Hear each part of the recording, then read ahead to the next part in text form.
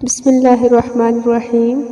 اللہ رب العزت نے اپنے پیغمبر صلی اللہ علیہ وآلہ وسلم کے ذریعے ایک بہت بڑا انعام ہم تک پہنچایا ہے، اور وہ کون سا انعام ہے جس کے بارے میں آپ کی خدمت میں چند باتیں رکھنا چاہتی ہوں کہ یہ ایمان کی لذت اور مٹھاس اور یہ حلاوت یہ نصیب کس شخص کو ہوتی ہے۔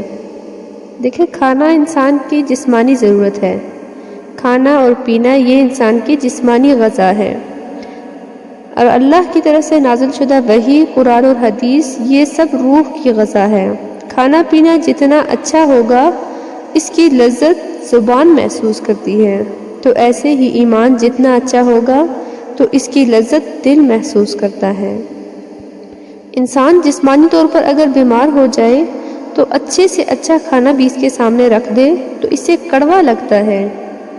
اسی طرح اگر انسان کی روح بیمار ہو جائے اور انسان کا ایمان کمزور ہو جائے تو انسان کو دنیا کی کوئی بھی خوشی تو کیا کوئی بھی غمی محسوس نہیں ہوتی۔ اس کے اندر صرف قلق ہوتی ہے، اضطراب ہوتا ہے، فرسٹریشن ہوتی ہے، ہر وقت پریشان رہتا ہے، ہر وقت کسی ڈپریشن کا شکار رہتا ہے۔ کیوں؟ سبب کیا ہے؟ کیونکہ یہ بیچارہ ایمانی طور پر دیوالیہ ہو چکا ہے۔ مصیبتیں تو انبیاء علیہ السلام پر بھی آئی ہیں، اولیاء پر بھی آئی ہیں، تو اس کا کیا معنی ہے کہ اللہ سے تعلق توڑ لیں؟ اس کا معنی یہ ہے کہ مایوس ہو جائیں؟ اس کا معنی یہ ہے کہ عبادت چھوڑ دیں؟ اس کا معنی یہ ہے کہ اللہ کو یاد کرنا چھوڑ دیں؟ اس کا معنی یہ ہے کہ نعوذ باللہ غلط باتیں اپنی زبان سے بولنا شروع کر دیں؟ اس کا معنی یہ ہے کہ گریبان چاک کریں؟ اس کا معنی یہ ہے کہ اپنے چہرے کو خود ہی تھپیڑے مارنا شروع کر دیں؟ یا پھر اس کا معنی یہ ہے کہ اللہ پر اعتراض کرنا شروع کر دیں؟ نہیں، ان سب کا معنی یہ نہیں ہے، بلکہ ایمان کا معنی یہ ہے کہ کہا جائے قُل لَن يُصِيبَنَا إِلَّا مَا كَتَبَ اللَّهُ لَنَا هُوَ مَوْلَانَا، جو بھی حالات پیش آئیں گے وہ میرے رب نے فیصلہ کیا ہے، اور اللہ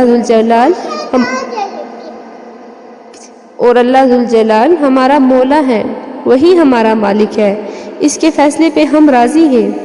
میری زندگی کی اصل لذت اور حلاوت اور مٹھاس یہ ہے کہ میرے رب نے جو فیصلہ کیا ہے وہ بالکل ٹھیک کیا ہے، میں اس پہ راضی ہوں۔